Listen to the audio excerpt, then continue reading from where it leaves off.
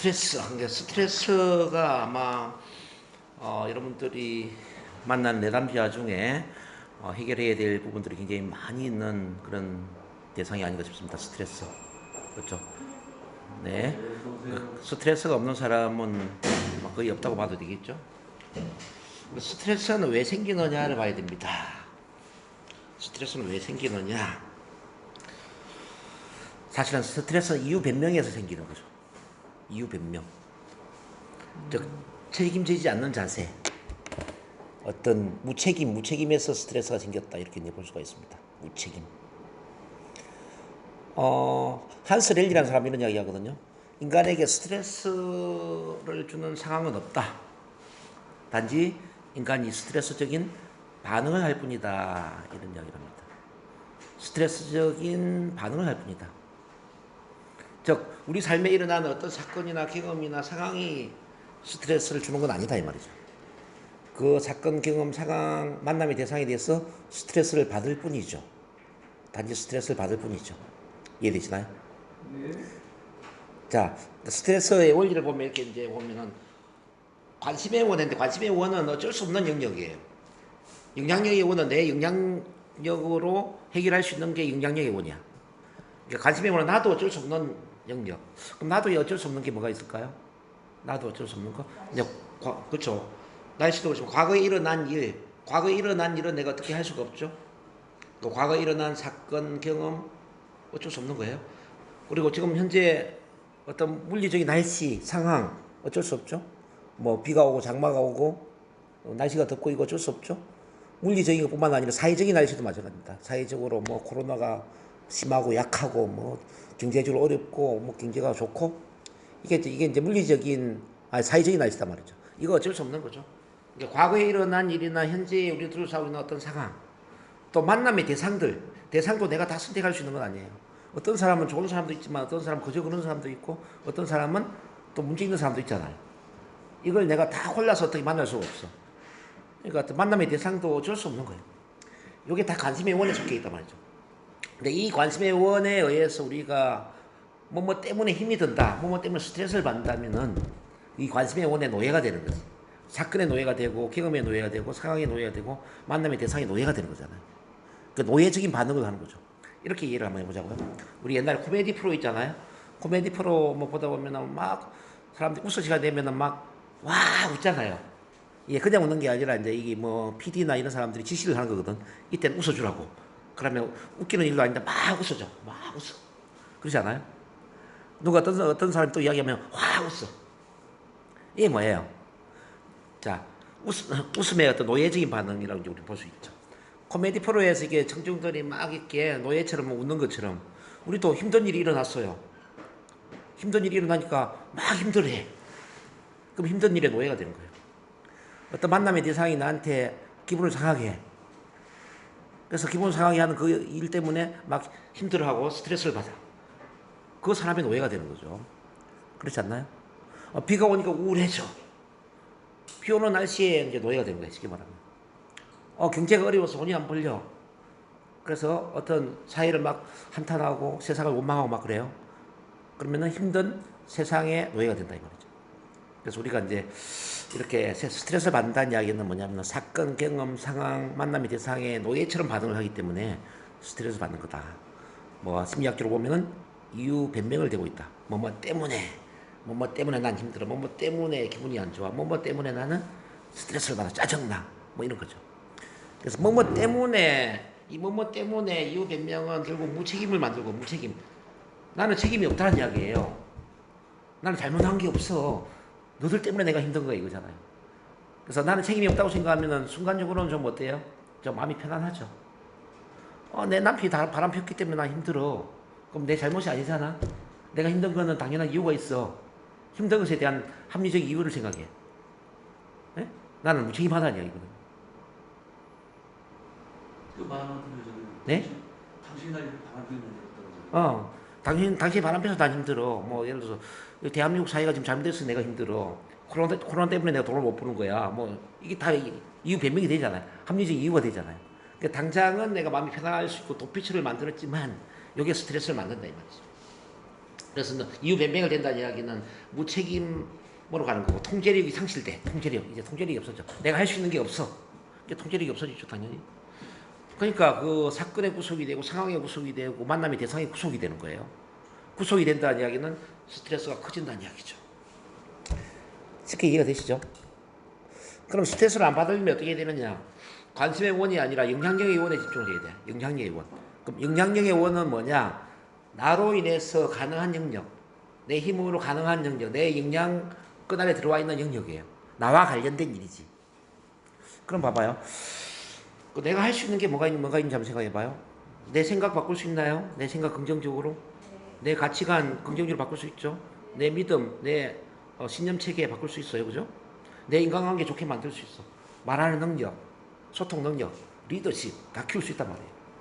자, 미래에 대한 어떤 꿈을 갖는 거, 희망을 갖는 거, 목표를 설정하는 거 다 내가 할 수 있는 거죠. 뭐 새로운 직업을 내가 선택하는 것, 그 직업을 위해서 내가 지금 뭔가 준비를 하는 거 다 할 수 있다는 이야기죠.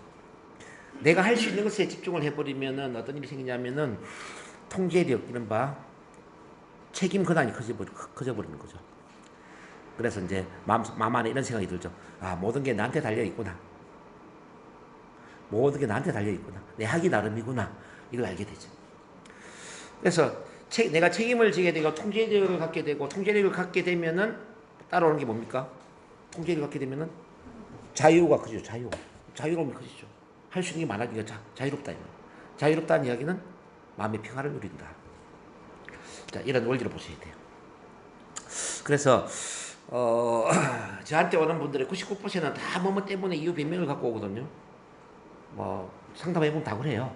어릴 때 아버지가 너무 엄하셨어, 뭐 술주정을 부렸어, 엄마 아빠가 이혼을 했는데 어쩌고저쩌고, 학교 다닐 때 왕따를 당했어, 뭐 어릴 때 물에 빠져 죽을 뻔한 경험이 있어가지고요, 뭐 어쩌고저쩌고 막 다 보면은 뭐뭐 때문에 힘들대. 뭐뭐 때문에 지금 부부 관계가 안 좋았어, 우리 애가 말썽을 부렸어, 뭐 지금 돈이 안 벌렸어, 뭐 경제적으로 어려웠어, 뭐 다 뭐뭐 때문에요. 그러면은 우리가 처음 해야 될 게 뭐냐? 뭐뭐 때문에 힘들다고 이렇게 애원하는 사람은 어떻게 해야 되겠습니까? 자, 뭐뭐 때문에 힘들지 않는 사람도 있다라는 걸 깨우쳐줘야죠. 뭐뭐 때문에 힘들지 않는 사람도 있다라는 것도 깨우쳐줘야지. 자, 그래서 뭐뭐 때문에를 자, 뭐뭐 덕분에로 이제 바꾸는 사고를 시켜줘야 돼. 뭐뭐 덕분에. 그것 때문에 힘든 것도 있지만 그것 덕분에 좋은 것도 있다라는 거. 남편이 바람 피워서 나쁜 것도 있지만은 남편이 바람 피워서 좋은 것도 있습니다. 야, 바람 핀 덕분에 비로소 이제 남편한테 의존하는 삶이 아니라 당신 자신이 주체가 될 수 있다. 당신 자신의 정체성에 맞게 가치관에 맞게 인생을 새로 한번 설계할 수 있는 좋은 기회를 만난 겁니다. 자, 암에 걸려서 힘들다는 게 아니라 암에 걸린 덕분에 좋은 것도 있다.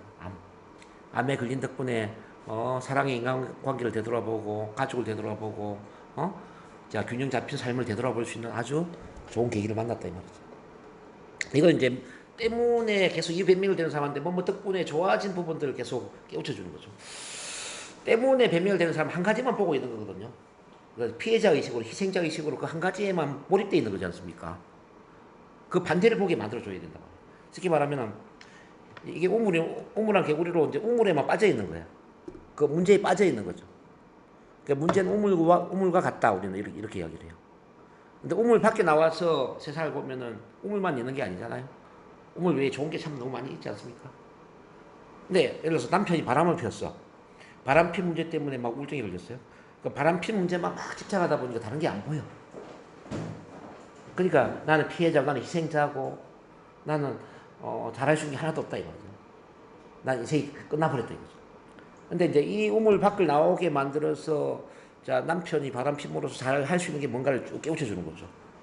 새로 자기 자신의 인생을 설계할 수 있고 새롭게 예를 들어서 내 가치가 뭔지 내 삶의 목적이 뭔지 제2의 인생을 살기 위해서 내가 뭘 해야 되는지 이런 걸 보게 만들어 버리면 이 우물은 작아지겠죠? 그렇지 않습니까? 그래서 때문에를 덕분에로 바꾸라. 덕분에 내가 할 수 있는 게 뭔가. 그리고 그럼에도 불구하고 할 수 있는 게 뭐냐? 그럼에도 불구하고는 내가 책임을 지는 자세로 가는 거지만 뭐 때문에 사고는 내가 무책임한 쪽으로 가는 거거든요. 내가 노예가 되는 쪽으로 가는 거거든요. 그래서 남편이 바람을 폈음에도 불구하고 외도를 했음에도 불구하고 앞으로 행복할 수 있다면은 어떤 방향으로 행복해 줄 수 있겠냐 이 말이죠. 예? 날도 오는데 편하게 자는 게 좀 행복한 거죠. 바람쐬러 나가는 거. 자, 코로나 바이러스 때문에 지금까지 돈을 많이 못 벌었는데 그 덕분에 잘 될 수 있는 게 뭐가 있냐 한번 생각해 봅니다. 자, 요즘 근데 제가 사람들 만나보면은 사람들의 그 억눌려 있는 감정들이 막 터져 나와요. 그동안 한 2년 동안 사람도 만나지 못하고 막 갇혀서 답답하게 살았던 이 마음이 막 지금 막 세상 밖으로 떨쳐 노는 거지. 욕구가 분출되는 거죠. 막 이것도 하고 싶고 저것도 하고 싶고 막. 요즘 음식점에 자리가 없어요. 자, 그러면 그 이야기는 뭐냐면은 지금이야말로 이제 정말 큰 기회가 왔다 이 말이죠. 제대로 창의적인 아이템을 가지고 일을 한다면 할 수 있는 게 참 많이 있는 시대가 된 거죠. 그래서 사람들이 움츠렸던 어깨를 펴고 지금 막 그 세상 밖으로 노는 것처럼 우리도 이제 움츠렸던 어깨를 펴고 뭔가를 도전하고 뭔가를 또 만들어내는 이제 그런 시기가 된 거죠. 그래서 때문에가 아니라 그 덕분에 지금 할 수 있는 게 참 많아지고 사실 코로나 덕분에 세상이 완전히 달라졌지 않습니까? 완전히 다른 세상이 됐어요. 그 다른 세상에 적응을 하는 사람은 위기를 기회로 만드는 사람이죠. 그 다른 세상에 적응을 못하는 사람은 그 위기가 위험이 되는 거고 위기는 위험 플러스 기회잖아요. 그렇지 않습니까? 하나는 버릇이 지나는 거지. 그래서 일단 스트레스의 기본 원리를 지금 제가 설명 좀 해드렸는데 스트레스는 어쨌든 이제 사건 경험 상황 만남의 대상에 이유 변명을 대모로서 생긴 것이다. 그래서 이유 변명을 버리고 모든 걸 내가 책임지는 자세로 가버리면은 스트레스는 줄어든다는 이야기죠. 그러면 이제 스트레스의 원천을 좀 한번 보겠습니다. 우선 첫 번째, 걱정이 스트레스를 낳는다. 걱정이 스트레스 나온다. 근데 걱정을 연구를 해보니까요, 뒤에 이제 이렇게 놓을 거예요. 걱정을 연구를 해보니까 사실은 걱정은 40%는 결국 일어나지 않을 일에 대한 걱정이더라는 이야기죠. 40%는. 30%는 과거에 일어난 일로 지금은 어떻게 할 수 없는 일에 대한 걱정이었어요. 그 다음 12%는 건강에 대한 불필요한 걱정이었고요. 10%는 아주 사소한 어떤 걱정거리였다. 4%는 우리로서는 어떻게 할 수 없는 일이에요. 4% 정도만 그럴듯한 걱정이더라는 거죠. 그러니까 이제 96%는 뭐란 이야기입니까? 그렇죠. 96%는 쓸데없는 걱정이죠. 그 쓸데없는 걱정으로 인생을 낭비를 하고 있다는 사실입니다.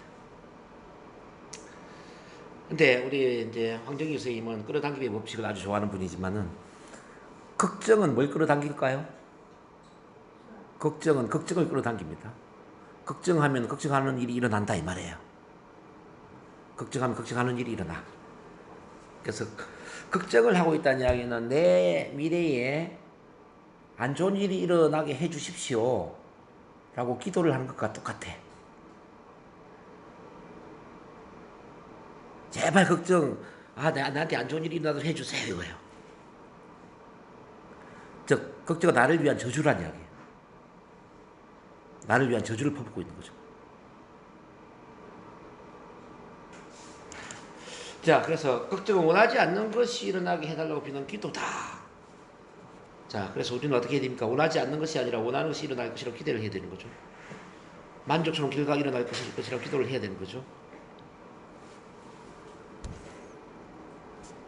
제가 볼 때 우리 황정규 선생님 아마 큰 부자가 되실 거예요. 자, 왜 부자가 되는지 아십니까? 우리 황 선생님이. 제가 그 이유를 설명해 드릴게요. 선생님이 부자가 될 이유가 뭐냐면 선생님은 잘 될 거라고 믿고 있거든요. 스스로 미래에 긍정적인 걸 기대를 하고 있어요. 그러니까 막 수십억을 벌 거라고 정말 36명의 제자를 만들 거라고 막 긍정적인 기대를 하고 있다. 이제 긍정적인 것을 기대하는 사람은 긍정적인 결과를 이루게 되거든요. 근데 혹시 안 되면 어떡하지? 혹시 내가 원하는 일이 이루어지지 않으면 어떡하지? 실패하면 어떡하지? 이렇게 걱정을 하는 사람은 걱정을 끌어당기기 때문에 절대 성공할 수가 없죠. 제가 지금까지 만나본 우리 황 선생님은 걱정하는 걸 제가 본 적이 없기 때문에 잘 되지 않을까 기대를 합니다. 자, 두 번째는 삶의 의미와 목적의 결핍이 스트레스를 낳는다. 삶의 의미와 목적의 결핍. 자, 이 삶은 지금 그 다음에 다시 공부를 하겠지만 욕망 중심의 삶이 있고 의미 중심의 삶이 있거든요, 여러분.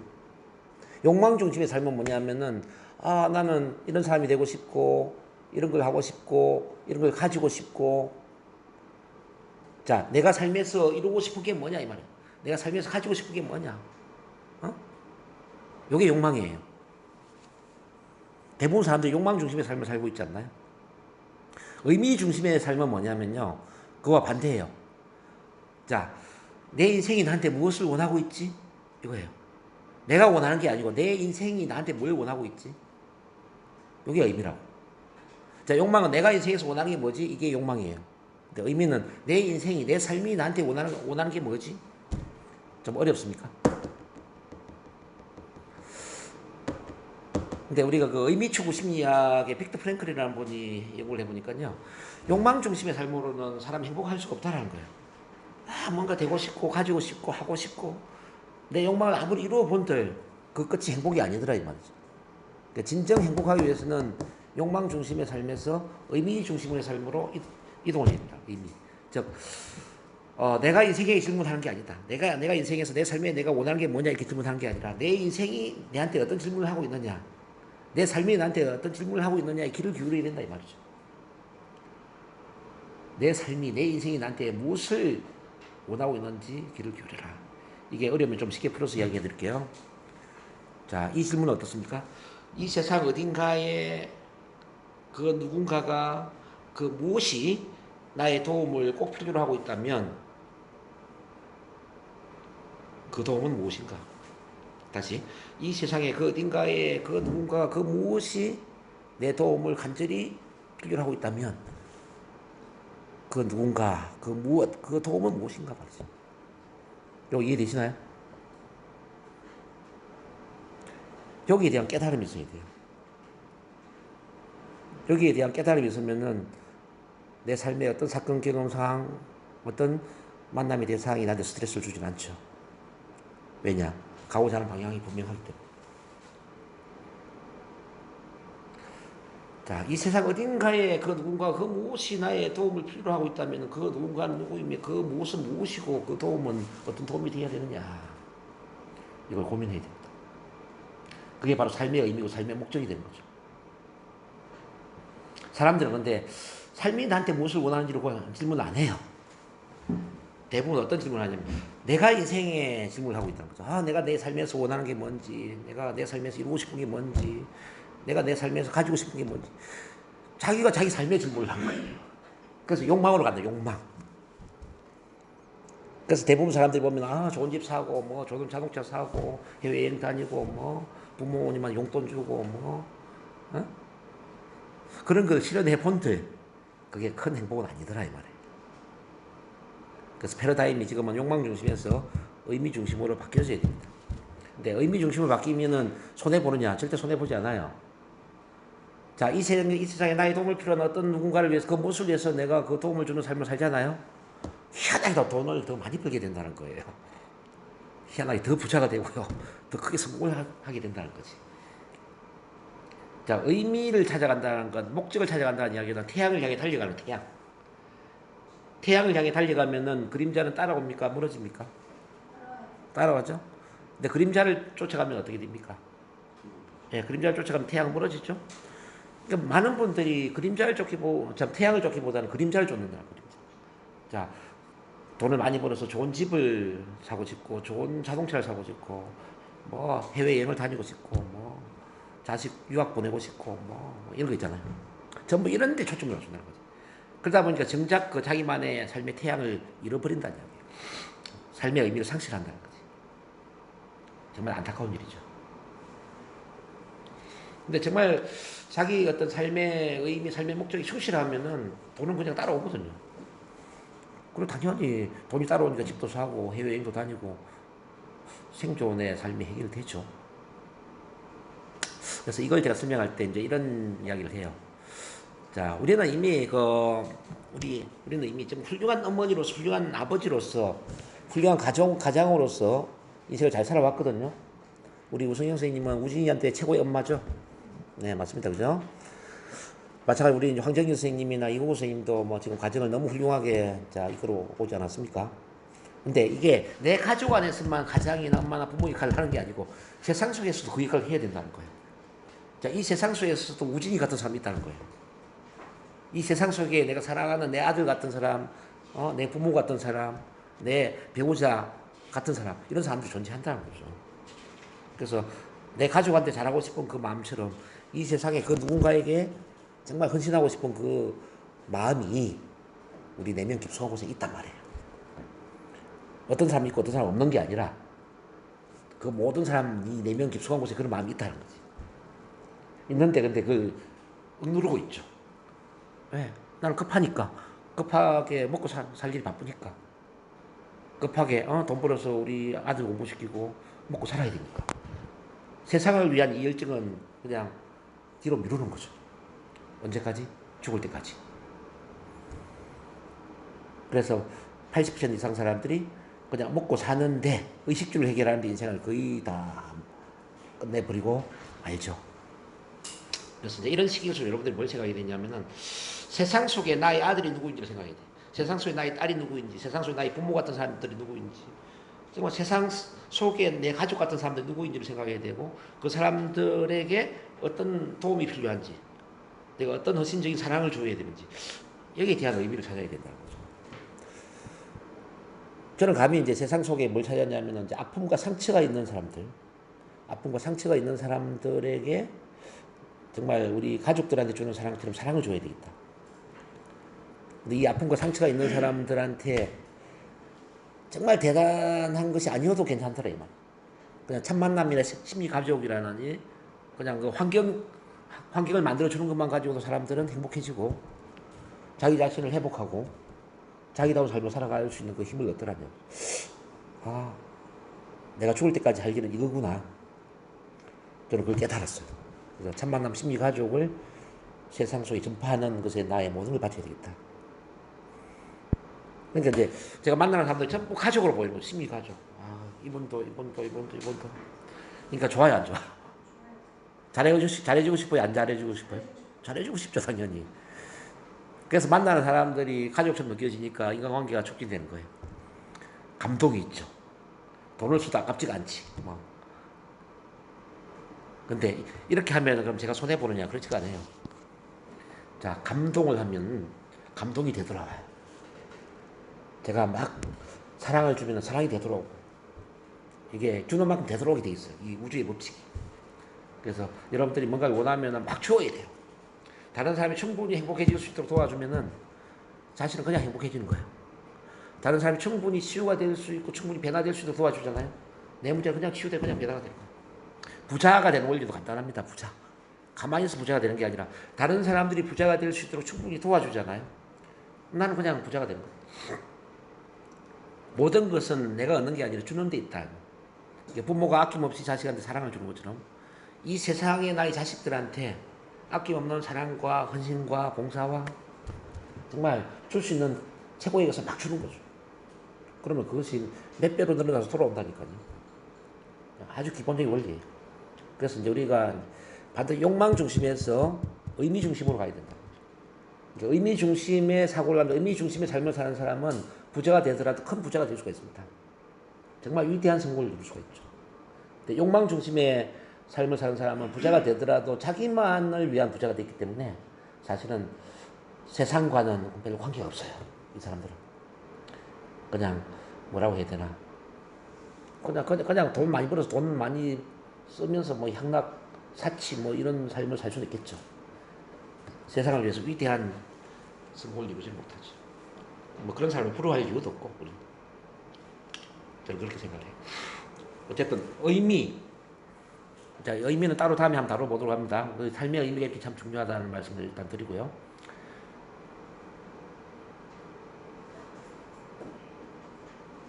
자, 그 다음에 자 3번입니다. 완성되지 않는 일이 스트레스를 받는다. 완성되지 않는 일. 그러니까 미완의 스트레스라고 그래요. 여러분들 회사에서 이제 일을 하다가 일을 다 마치지 못하고 퇴근하면 어떻습니까? 일을 막 끝내지 못하고 퇴근을 하면 계속 일 생각이 나지 않아요? 그죠? 이게 스트레스를 준다 이 말이에요. 인간관계도 마찬가지예요. 예를 들어서 부부싸움을 하고 화해를 못했어. 부부싸움을 하고 가출을 해버려서 쉽게 말하면 그럼 마음이 어떨까요? 편안할까요? 힘들까요? 힘들죠. 왜? 부부싸움을 하고 화해를 안 했잖아요. 인간관계 화해를 안 하고 집을 나와버렸기 때문에 당연히 힘들죠. 그러니까 이혼을 한 사람들이 힘든 이유가 이제 이런 거예요. 이제 법적으로는 이혼을 했어요. 근데 심리적인 이혼을 못 한 거지. 심리적으로. 심리적으로 아직도 용서하지 못하는 마음, 뭐 분노의 마음, 억울한 마음 이런 게 있지 않겠습니까? 그래서 마음속에 그래 니 잘되나 한번 보자. 이런 식의 생각을 한다니까요. 그래서 이혼한 이후에 뭐 우울증에 걸리고 뭐 어떤 복수심, 분노 조절 장애 이런 걸 안고 사는 사람들이 많이 있거든요. 용서하지 못하는 사람. 이것도 미완의 스트레스죠. 뭐 그 외에 또 이제 뭐 우리 그 직장 생활 뭐 또 고객과의 만남 뭐 직장 생활에서 누구랑 트러블이 생겼다든지 고객과의 갈등이 생겼다든지 그런 것 또한 미완의 스트레스라는 거죠. 그래서 여러분들이 어떤 사람과 갈등이 생기면 반드시 화해를 해야 될까요? 하지 말아야 될까요? 화해를 해야 되죠. 어떤 사람은 그냥 뭐 정리도 안 하고 끝내버리는 경우가 있지 않습니까? 연락을 안 해버린다든지 뭐 카톡을 단절시킨다든지 그러면 그 자체가 또 스트레스를 주는 거예요. 특히 여자들 중에 이제 이런 경우도 많이 있어요. 뭐 연애를 하다가 남자가 마음에 안 들어. 헤어지자는 이야기도 안 하고 그냥 뭐 연락 끊어버리고 뭐 카톡 차단해버리고 그러면 어떻게 될까요? 자, 그 상대도 스트레스 받지만 본인도 스트레스 받는 거죠. 그래서 헤어질 때는 반드시 깨끗하게 정리를 하고 헤어져야 된다. 인간관계가 그렇게 참 중요합니다. 그래서 처음 시작도 좋아야 되지만 끝 마무리도 참 좋아야 됩니다. 연애를 하건 뭐 부부관계이건 뭐 고객과의 만남이건 정리를 못하고 헤어지면 이거는 굉장히 큰 스트레스가 될 거예요. 그러니까 불편함을 감수하고 정리를 해라. 그 말씀드립니다. 그 다음에 자 4번입니다. 실패에 대한 두려움이 스트레스를 낳는다. 이건 지난주에 다루었죠. 실패에 대한 두려움은 어디서 나왔느냐? 바로 어릴 때 억압적인 가정 환경에서 나왔다고 그랬습니다. 부모님이 억압적으로 뭐 하지 마, 뭐 그만둬, 이와 같은 금지시하는 말과 큰 소리, 신체 체벌 그런 것들이 막 연결되었을 때 여기 이제 실패에 대한 두려움이 연결됩니다. 그리고 어떤 충격적인 또 경험이 있을 수 있어. 충격적인 뭐 예를 들어서 이제 왕따를 당했다든지 뭐 자동차 사고로 죽을 뻔했다든지 뭐 이런 충격적인 경험 있잖아요. 이 충격 경험이 또 잠재의식 안에 각인되어 버리면은, 즉 새겨져 버리면은 이게 실패 경험 맞다. 자, 이런 실패 경험은 반드시 체면 치료나 NLP 치료를 하셔야 됩니다. 반드시. 그래서 우리가 이제 만나보면은 거의 세 명 중에 2명은 억압적인 환경과 관련된 두려움이 있어요. 3명은. 그만큼 이제 우리 부모님들이 옛날에 사실은 부모 교육을 받지 못하고 부모가 되어서 그럴 수 있지만은 너무 억압적인 가정 환경을 만든 겁니다. 권위적이고 가부장적이고 술주정 부리고 그죠? 3명 중에 2명은 그래. 그래서 우리 주변에 3명 중에 2명은 치료를 받아야 될 대상이라. 그 다음에 거절에 대한 두려움은 지난주에 제가 다루었는데 바로 조건부적인 사랑이었죠. 이른바 애정결핍. 자, 애정결핍이 바로 거절에 대한 두려움을 만들었습니다. 그러니까 부모가 너무 까다롭거나 너무 완벽주의 성향 또는 너무 도덕적인 가치관을 자녀한테 강요할 때 학교 선생님이나 교회 목사님처럼 그러면 이제 자녀가 부모를 어떻게 바라보느냐면은 편안한 대상으로 보지 못하고 나를 평가하는 대상으로 보는 평가. 그래서 부모의 평가를 잘 받기 위해서 부모 눈치를 보게 됩니다. 그래서 착한 아이가 되고 공부를 잘해야 되고 모범적인 사람이 돼야 되고 그렇게 하다 보면은 결과적으로 자 여기 이제 남의 눈치를 보는 성격으로 가고 나중에는 다른 사람들 눈치를 보는 그런 성격 이런 바퀴가 죽고 주눅이 드는 쪽으로 간다는 이야기죠. 완벽주의 성향으로 가요. 완벽주의 성향 또는 A타입 행동 양식 그런 것들이 스트레스를 줍니다. 그 다음 6번입니다. 현실에 대한 거부가 스트레스 난다. 자, 대부분 사람들 이런 성향이 있어요. 불편한 상황이 주어지면 불편한 상황을 회피하려고 한다는 거죠. 회피. 불편한 상황을 회피하려고 한다. 자, 우리 성격에는 회피성의 성격과 대결성의 성격이 있거든요. 회피성은 불편한 상황을 회피를 하는 겁니다. 대결은 뭐냐면 불편하지만 대결하는 거죠. 어느 쪽이 이길까요? 회피성하고 대결성하고? 대결성이 이기죠. 인간관계가 좀 불편하면 그 사람 안 만나버리잖아요. 그냥 연락 차단해버리고. 그죠? 근데 불편하지만 그 사람 만나가지고 단판을 지을 수 있잖아요. 너 앞으로 연락하지 마. 나 만나기 싫으니까, 예를 들어서. 나 너 진짜 싫어한다니까? 이렇게 헤어질 수 있잖아요. 그럼 그때는 좀 뭐 서로 기분이 안 좋을 수 있어. 그렇지만 이거는 이제 해결이 되는 거예요. 근데 마음 안에는 아, 나 싫고 다시 안 만나고 싶고 피하고 싶고. 근데 이제 표현을 못해. 그래 회피를 해버려. 전화 오면 전화 안 받아버리고 뭐 카톡 차단해버리고 뭐. 그러면 이제 이게 마음 안에 또 다른 스트레스를 만든다. 일도 마찬가지입니다. 이제 불편한 일을 할 때 피해버리면은 불편함이 더 커지게 되죠. 두려운 상황도 마찬가지입니다. 앞에서 발표를 할 때 긴장되고 떨려서 불안해요. 그럼 사람들은 어떻습니까? 긴장되고 떨리기 때문에 발표 자리를 피해버리잖아요. 그러면 이 긴장 떨림이 더 커지죠. 근데 긴장되고 떨리지만 앞에 나와서 발표를 해. 발표를 하면 어떻죠? 긴장 떨림이 줄어들죠. 그래서 이제 체계적 둔감화의 법칙에 의해서 불편하면 두려움은 피할수록 커지고 대결할수록 줄어든다. 이런 점에서 자 우리가 대결을 하면 스트레스도 없어진다라는 이야기입니다. 다 됐네요. 이제 7번에 봅니다. 분노. 자 분노가 스트레스를 만든다. 분노. 자 분노에 대해서 뒤에 좀 볼게요. 자 분노는 크게 보면 어떤 화병으로 또 연결될 수가 있는 건데 여기 보면 분노, 슬픔, 불안, 억울함, 애정, 결핍, 뭐 욕구, 좌절 이런 전체를 이제 부정적 정서로 본다면은 이게 충족이 안 되잖아요. 충족이 안 되면 이거 한이 되는 거예요. 한. 응어리. 자, 이 응어리가 심리적으로는 불안 증세, 우울 증세, 망상 증세, 신체적으로는 심장병, 위장병, 두통, 관절염, 요통, 불면증, 혈압, 당뇨, 암 이런 쪽으로 갈 수가 있다는 뜻입니다. 그래서 이제 이 분노는 화병을 만드는 건데 그럼 어떻게 되느냐? 자, 분노는 표출을 해야 된다. 표출. 즉 해소를 해야 된다. 이거는 이제 뒤에서 제가 다시 다뤄줄 거예요. 해소를 해야 된다. 그러니까 종로에서 뺨 맞고 한강에서 눈 흘긴다 이런 이야기 들어보셨나요? 자, 회사에서 그 직장 상사한테 억울한 소리를 듣고 기분이 안 좋았어요. 그러면 집에 와서 자기 와이프한테 막 자기 그 상사 욕을 해. 효과 있을까요? 효과 있죠. 누가 자전거 펑크를 내놨어요. 그럼 기분이 안 좋잖아요. 누가 펑크를 냈지 모르지만 다른 자동차 타이어를 막 발로 차버렸어. 그럼 기분이 어때요? 기분이 좀 풀릴까요? 요걸 이제 우리는 종로에서 땀 맞고 한강에서 눈 흘긴다 이 말이지. 이제 분노도 어쨌든 이제 여러분들 이런 식으로 풀어야 돼요. 막 어떤 사람과의 관계에서 막 화가 났어.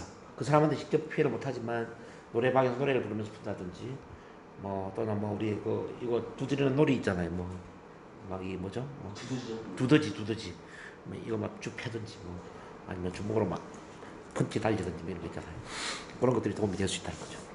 근데 밖에서 스트레스 받는 걸 집 안에 있는 사람들한테. 근데 이제 이 스트레스가 문제가 되는 건 뭐냐면 이제 교감신경계 감인 반응을 만들어요. 교감신경, 우리 자율신경계에 교감신경계가 있고 부교감신경계가 있다는 거 아시죠? 이제 교감신경계, 이것부터 조금 더 정리를 해볼게요. 교감신경계는 뭐냐면은 지난주에 공부를 했지만 이거예요. 짧은 호흡 상태. 부교감신경계는 긴 호흡 상태. 근데 교감신경계는 에너지를 방출하고 신체가 행동할 준비를 시키는 응급, 투쟁 및 도주 반응 체계다. 불안이나 스트레스 반응 때 또는 걱정, 위기 반응 때 교감신경이 작동이 되는 거예요. 그리고 이제 부교감신경계는 긴 호흡 상태에서 신체가 정상 상태로 되돌아오는 회복 체계. 여기 이제 부교감신경 상태가 되는 겁니다. 문제는 이 교감신경계 과민 반응이 돼버리면은 자, 이게 보세요. 만성 스트레스 하에서 면역계 활동이 억압이 되는 거예요. 면역계. 면역계에 보면 T세포, B세포, NK세포 이런 세포 있다는 거 아시죠? 이 세포들이 억압이 돼버린다는 거죠. 그리고 콜레스테롤이 증가가 되고요. 칼슘이 탈실이 되고 고혈압, 근육 긴장, 소화기관 장애가 따라올 수가 있습니다. 오케이? 이거 이해됐습니까? 그리고 이제 만성 스트레스 상황이 되면은 우리 부신이라는 조직이 있거든요. 부신이라는 조직에서 코티졸이 분비가 되는 거예요. 면역 기능이 억압이 되면서 당뇨병, 갑상선 질환, 식욕부진, 뭐 공황 발작, 강박증, 심장병, 치매, 류마티즘, 심장 손상, 관상동맥이 수축이 되고 혈액 응고가 촉진되고 심장의 혈액 공급이 차단이 되면서 협심증이나 심근경색이 일어나고 뇌 통제가 상실됩니다. 그래서 스트레스가 이렇게 위험한 겁니다. 스트레스가 만병의 원인이라고 하는 게 바로 이제 이런 이야기입니다. 여기까지는 그래서 이제 스트레스의 원인과 스트레스가 우리 몸에 어떤 영향을 주는가 이걸 쭉 한번 살펴봤어요. 자, 그렇다면 이 스트레스를 어떻게 관리할 것인가, 이 세 단어가 아주 중요합니다. 이것도 교재는 없나요? 교재 없습니다. 통제감, 지지감, 해소감, 통제감, 지지감, 해소감, 이 세 가지에서 스트레스 관리가 될 수 있다는 거죠. 이걸 그럼 하나씩 보도록 하겠습니다. 통제감과 건강. 자, 스트레스 장면에서 통제감을 가지면 실병이 잘 걸리지 않는다 그랬어요. 이 로버트 카라세크라는 박사가 연구를 해왔습니다. 심장병, 발병, 뭐 특수직무상 긴장과의 관계 연구인데요. 직무상 압력은 많지만 통제가 어려운 직업 종사자, 이제 버스 운전자, 뭐 항공 통제사, 비서직, 간호사, 이런 사람들 고혈압, 심장마비가 높다는 이야기죠. 왜냐하면 통제가 되게 힘들잖아요. 그렇죠. 항상 긴장을 돼 있어야 되니까.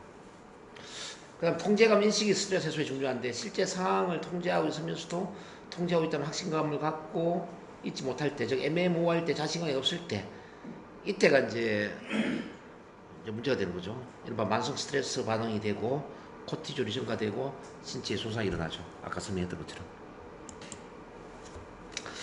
자, 통제감을 확신하지 못하면 부정적 심리가 만연해요. 일반 부정적 결론, 지나친 일반화, 뭐 패배주의적 사고, 그리고 이제 자기 주장이 결여될 수가 있고. 자, 그래서 이제 우리가 스트레스 상황은 통제가 어려워도 스트레스 반응만큼은 통제할 수 있어야 된다. 이거 되시는지 모르겠네요.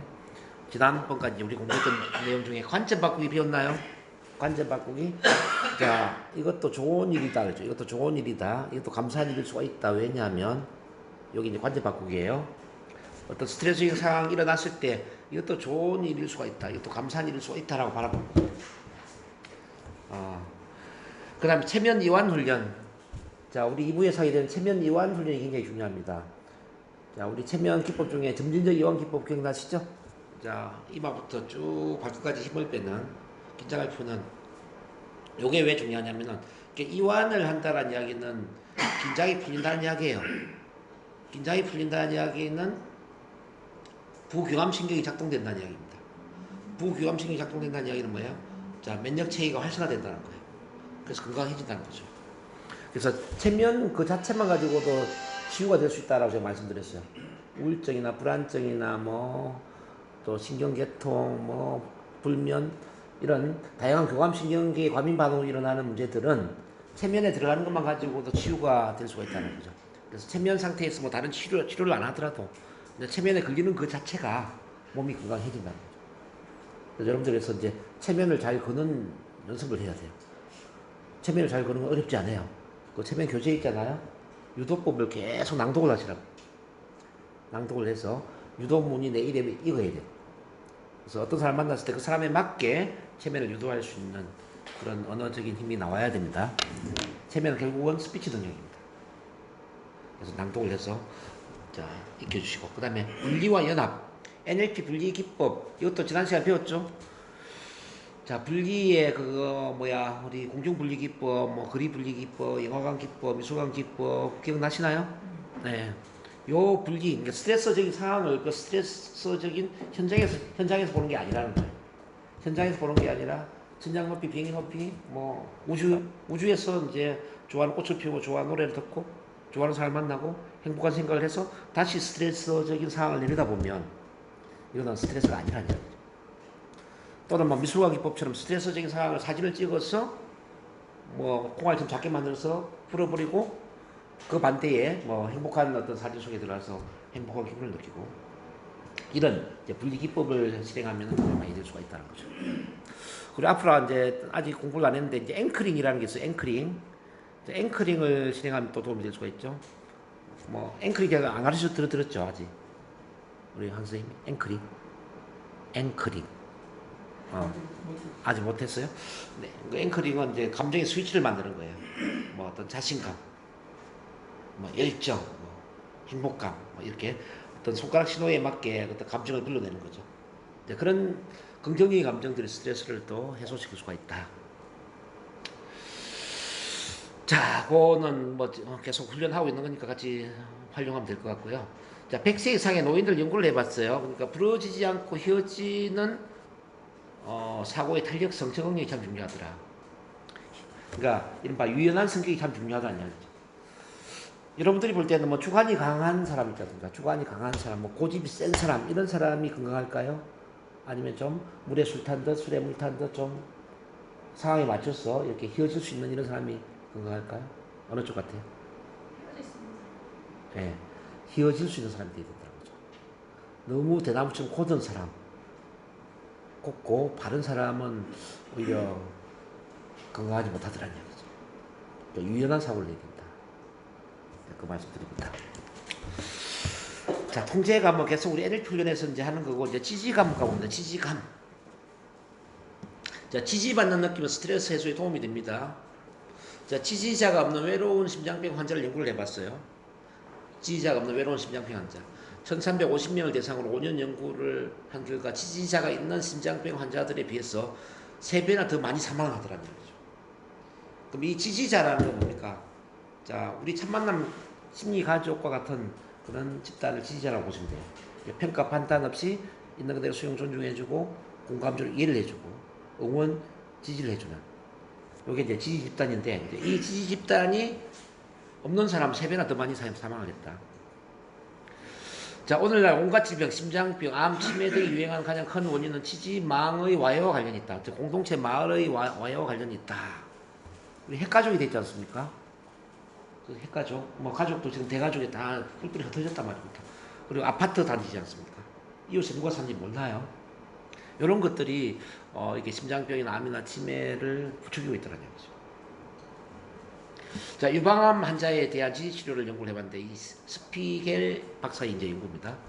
86명의 전이된 유방암 환자를 두 집단으로 나누었어요. 자, 통제군에서는 4년 내 모두 사망을 해서, 통제군이라는 것은 이제 쉽게 말하면 이제 지지자가 없는 통제 집단, 지지를 받지 못하는 이 집단에서는 4년 내 모두 사망을 했다는 얘기죠. 근데 표현 지지군, 그러니까 내가 뭔가를 표현했을 때 막 힘든 이야기도 하고 뭐 이 자아를 개방했을 때 누가 응원해주고 지지해주고 뭐 공감해주고 이렇게 지지를 해주는 집단에서는 15년 지난 후까지도 2명이나 생존을 했다는 이야기죠. 엄청 차이가 있죠. 자, 평균 생존율이 18개월이나 더 길었다. 자, 이렇게 지지 집단이 참 중요하다고. 또 봐봐요. 이것도 이제 사례인데, 자, 이웃끼리 서로 친하며 건강하고 장수한다. 이 로제토 마을이라고 있어, 미국에. 자, 미국의 뉴저지 시골 마을의 이름이 이제 로제토인데, 이 100여 년 전 이태리에서 이민 온 사람들이 만든 동족 마을입니다. 옛 전통과 습관을 잘 지켜나가고 있고 강력한 우정과 공동체 의식이 강한 마을인데, 자, 인근의 나사렛 마을 사람들처럼 살고기도 많이 먹었어요. 담배도 좋아하고 술도 마시고 비만하고 고혈압도 있고 건강 수칙도 잘 지키지 않았는데 희한하게 오래 살았다는 얘기죠. 이 로제토 마을의 사람들이 오래 살았다는 겁니다. 자, 그 다음에 이제 심장병, 위궤양 같은 스트레스성 질병이 적었어요. 이 로제토 사람들은. 근데 이 마을을 떠나서 다른 도시로 나가니까 미국인 평균처럼 스트레스성 질병에 잘 걸리는 경향이 있었다. 그러니까 로제토 마을 안에 있을 때는 병이 안 걸리다가 다른 지역으로 가버리니까 병이 잘 걸리더라는 거죠. 쉽게 말하면 지지 집단 안에 있을 때는 병이 안 걸렸는데 지지 집단을 벗어나니까 병이 잘 걸렸대 말이죠. 이만큼 첫 만남 집단이 중요하다는 얘기예요. 그 다음에 낯선 사람과 단순한 대화만 나눠도 건강해진다, 이런 연구 결과가 있습니다. 의사에게 자기 자신의 공포를 말했던 사람들은 말하지 않았던 사람들보다 코티졸 수준이 낮아진다. 이제 코티졸은 아까 제가 말씀드렸던 부신에서 나오는 스트레스 호르몬이죠. 근데 의사한테 내가 두려워요, 힘들어요 이렇게 이야기를 한 사람과 이야기를 하지 않는 사람의 이제 차이를 연구해 보니까, 이야기하는 사람은 코티졸이 분비가 작게 되더라. 즉 스트레스를 작게 받았다 이 말이에요.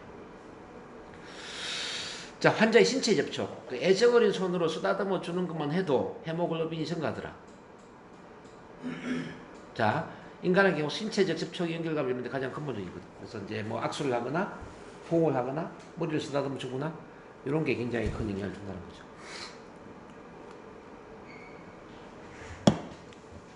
자, 이렇게 지지 집단이 참 중요합니다. 또 이제 애완동물인데요. 애완동물을 가진 사람들은 스트레스를 덜 받았고요. 스트레스 관련 질병에 덜 걸렸어요. 자, 애완동물. 자, 애완동물이 사람처럼 지지를 해주는 역할을 한 거예요. 쉽게 말하면. 애완동물 가진 심장병 환자는 갖지 못한 사람들에 비해 사망률이 유의미하게 낮았다. 애완견이 옆에 있을 때는 스트레스를 덜 받았고요. 사랑하는 대상이 옆에만 있어도 스트레스를 중화시킬 수 있어. 대화를 안 하고 그냥 옆에만 있어도. 사랑하는 누군가 옆에만 있는 것만 해도 이렇게 건강이 좋아지더라는 이야기죠. 1만 명의 심장병 환자 대상을 연구를 해봤습니다. 그러니까 사랑하는 사람이 있는 것만 해도 이렇게 스트레스가 중화되더라. 자기 아내가 지지적이라고 한 사람은 지지적이 못하다고 한 경우에 비해 협심증이 50%를 줄어들었다. 우리 두 분은 너무 행복하시겠습니다. 네? 사모님들이 두 분을 다 지지해주고 있지 않습니까? 우리 양 선생님도 그렇고 우리 이우 선생님도 그렇고 그러니까 두 분은 너무 행복하신 것 같아요. 아버지입니다. 자, 이렇게 이제 지지받고 사랑받으려면 그렇게 해주어라. 자, 남에게 사랑받기를 원하면 먼저 다른 사람을 사랑하라. 돌아올 것을 기대하지 말고 먼저 주어라. 이게 보시라고 있죠. 보시. 박의 용서. 진정한 사랑 스트레스 대체의 왕도다. 사랑을 키워놓은 것만 해도 스트레스가 없어진다는 이야기죠. 달라이 라마의 행복론에 남을 사랑하는 것, KBS 다큐멘터리 6부의 용서에 대한 힘을 참고를 하시면 되겠습니다. 자, 지금부터 이제 스트레스 해소를 어떻게 하는가? 해소감을 한번 해소감. 해소는 최후 수단인데요. 세 가지 해소법이 있습니다. 신체 활동, 표현하기, 정가하기 이 세 가지가 있어요. 자, 최고의 해소법은 뭐냐면 신체 활동인데요. 자, 가장 좋은 스트레스 해소 운동은 공격적인 신체 활동이에요. 그러니까 정원 가꾸기, 농사 일하기 이게 참 좋대요. 저게 공격적인 시설인가요? 자, 정원 가꾸기는 왜 그 깽이 낫 이런 거 가지고 막 하잖아요. 그래서 정원 가꾸기 조깅 같은 규칙적인 운동보다 스트레스 해소에 더 효과적이다. 그래서 그 나이가 들수록 전원주택, 텃밭 가꾸기 이런 게 도움이 될 수 있다는 이야기죠. 그래서 여러분들 오래 살려면은 전원주택 하나 사셔서 텃밭 가꾸기를 한번 해보십시오. 그거 절대 길어서 못해요. 뭐 너무 몸에 혹사해서 농사 짓는 거 말고 그냥 먹을 것 정도만 농사 짓는 이런 게 도움이 된다는 거죠. 그다음 표현법입니다. 표현법. 자, 스트레스를 받았을 때 말로 표현하고 소리 지르고 호함을 지르고 동작을 통해 스트레스 반응에 독소를 배출하라 그랬어요. 그래서 이제 어떤 미술 치료나 무용 치료, 노래 치료 이렇게 도움이 될 수 있다는 거죠. 웃음 치료도 도움이 될 수 있다는 거죠. 뭐 율동하고 막 노래 부르고 막 봉숭아 학당처럼 도움이 될 수가 있죠. 우리 스피치 훈련에 소리 지르기, 발성 훈련, 발성 훈련, 웃음 훈련 이게 도움이 되겠죠. 그 다음에 좌절감을 이야기한 당사자에게 직접 표출하지 말고 중립적인 곳에서 표출하는 것도 도움이 된다. 좀 전에 제가 말씀드렸죠. 종로에서 뺨 맞고 한강에서 눈 흘린다. 이건 나중에 이제 전이법이라는 걸 노는데 우선 표현을 해야 된다는 거예요. 꼭 그 사람한테 표현을 하지 못한다 하더라도 다른 사람한테 표현하면 도움이 될 수가 있어요. 자, 울음이 참 중요한 울음. 운다는 것은 뭐냐? 가장 간단하고 자연스러운 언어 표출이다. 가슴속 깊은 곳에 넣는 어떤 한의 표현. 울고 나면 속이 시원하고 스트레스를 해소시켜줍니다. 근육의 긴장도 풀어주고 괴로운 심장이 무죄를 받는 거예요. 자, 눈물 흘린다는 것은 스트레스로부터 해방을 시켜주는 거예요. 정서적 기억양 때문에 생긴 눈물은 자극에 의해 생기는 눈물과 화학적 성분이 틀리다고 그랬습니다. 이 정서적 눈물은 다양한 호르몬, 엔돌핀, 신경전달 물질 농도가 더 높았어요. 그래서 눈물이 스트레스 해소에 굉장히 큰 도움이 될 수 있다고 합니다. 혹시 좀 많이 우시는 분 계세요? 예? 많이 우십니까? 아, 저런 걸 보면 이제 초상 났을 때 뭐. 자, 그 다음에 기타의 언어 표현도 스트레스 해소준다. 소리 지르는 것도 우는 것만큼 스트레스 해소에 도움이 된다. 소리 지르는 것. 요거는 이제 부천에 오면 제가 항상 시켜드리거든요. 운명아 길을 비켜라. 신념의 상에 누가 나가신다. 이렇게 신념 구호에 지는 것. 동문아, 넌 멋있어, 넌 멋져. 이렇게 이제 자기를 칭찬하는 거. 이렇게 이제 소리 지르는 게 참 중요하다. 그 다음에 스트레스 호르몬 분비 억제로 면역계통의 항체 생성이 증가된다. 이게. 자, 노래방 산 정상에 소리 지르기. 우리가 아침형 인간 훈련할 때 이제 부천에 가면 성주산이라고 있어요. 성주산 정상에서 소리 지르는 것도 이제 많이 했죠. 유머 감각을 갖는 것. 창의적으로 문제를 해결할 수 있도록 도와준다. 유머 감각이 있는 사람은 결혼 생활이 행복하다고 했습니다. 당신이 가진 문제를 스스로 이야기하거나 글로 표현하는 것만으로도 건강이 좋아진다. 그러니까 이야기한다. 이거는 첫 만남 활동을 하면 좋겠다는 이야기고요. 글로 표현한다는 이야기는 뭐 우리가 감사의 일기를 쓰거나 용서의 편지를 쓰거나 이렇게 글로 표현하는 것. 어쨌든 억압하지 말고 숨겨진 감정을 드러내야 된다는 이야기죠. 이게 표현을 해야 돼요. 그러니까 말로 하고 글로 쓰고 울고 웃고. 자, 마지막에 이제 전이법입니다. 전이법 제가 이제 소개해드린 것처럼 종로에서 뺨 맞고 한강에서 눈 흘기는 것, 이게 바로 이제 전이법입니다. 자, 동물 실험을 했는데요. 스트레스를 받은 동물이 다른 동물에게 보복할 수 있도록 기회를 줬어요. 그러니까 코티졸 수준이 낮아지더란 이야기죠. 그러니까 이른바 이제 고양이한테 기를 갖고 놀도록 이제 이렇게 기회를 준 거죠. 그러니까 고양이의 코티졸 수준이 낮아졌다 이 말이죠. 인간 실험을 했습니다. 자신이 당한 좌절감을 다른 곳에 가서 풀게 만들었습니다. 예를 들어서 타이어가 펑크가 났어요. 그럼 화가 났겠죠? 근데 타이어를 발로 걷어차게 만들으니까 어떻게 됐냐? 속이 후련해지더라. 상사에게 야단을 맞았어요. 술자리에서 동료에게 이야기를 하고 집에 가서 부인에게 이야기하도록 만들으니까 건강이 좋아지더라 말이죠. 이게 이제 전이법입니다. 근데 지금 부인은 스트레스 많이 받을 거 아니에요? 속이 썩은 날이죠. 그렇죠. 그러면 이제 이 스트레스가 인체에 어떤 영향을 주는가 이거 좀 정리해 보겠습니다. 혈관계에는 내하수체 부신피질에서 호르몬을 분비하여 근육이나 장기에 공급하는 혈액을 변화시킵니다. 그러니까 스트레스 시에 아드레날린 또는 노르아드레날린 같은 호르몬이 분비돼서 근육이나 장기가 자 투쟁, 해피 반응, 그러니까 fight, flight 반응에 유리하도록 반응이 된다. 자 이완 시에 아세틸콜틴 같은 손상된 조직 회복 및 노폐물 제거에 필요한 호르몬을 분비하더라. 자율신경계는 면역계에 영향을 줍니다. 스트레스 받으니까 교감신경계 활성화로 과립백혈구가 증가된다. 이완시에는 부교감신경 활성화로 임파백혈구가 증가되더라. 그래서 결과적으로 이제 스트레스는 만병의 원인이 되는 겁니다. 자, 스트레스를 다루는 2단계로 봅니다. 작은 일에 땀 흘리지 마라. 1단계입니다. 2단계는 기억해라. 모든 것은 다 작은 일이다.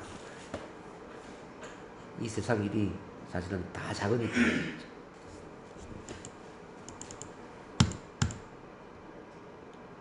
이제 거의 다 됐네요.